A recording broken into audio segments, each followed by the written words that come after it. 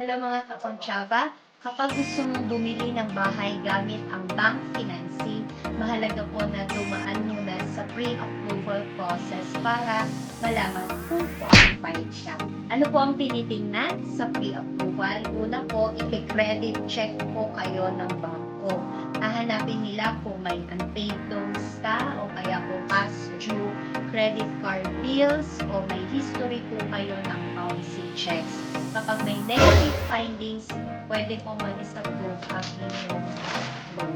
Pangalawa, kung OFW po kayo, may additional screening po silang tinitingnan.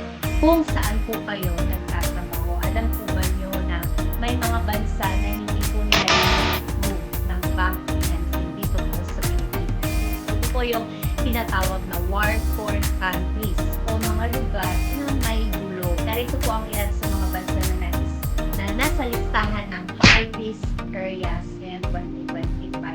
Kung kayo po ay nagtatrabaho sa Afghanistan, sa Syria, sa Lebanon, Yemen, Ukraine, Iraq, Somalia, po.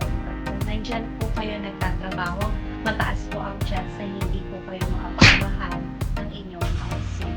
Kaya kung isa po kayong OFW at ang balak ka po talagang magtrabahay, mainam po na magpa-pre-evaluate na po kayo agad sa mga licensed broker and salespersons para malaman mo kung pasok ka ba sa criteria ng bank o kung may kailangan po kayong ayusin sa inyong records. At kung hindi pa po pasok ngayon, don't worry, may paraan pa po.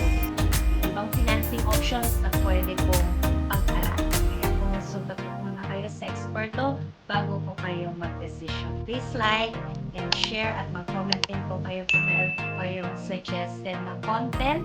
This is Miss Natalie Concha of Concha Realty. Lagi tandaan, real estate is for everyone. Let's learn and grow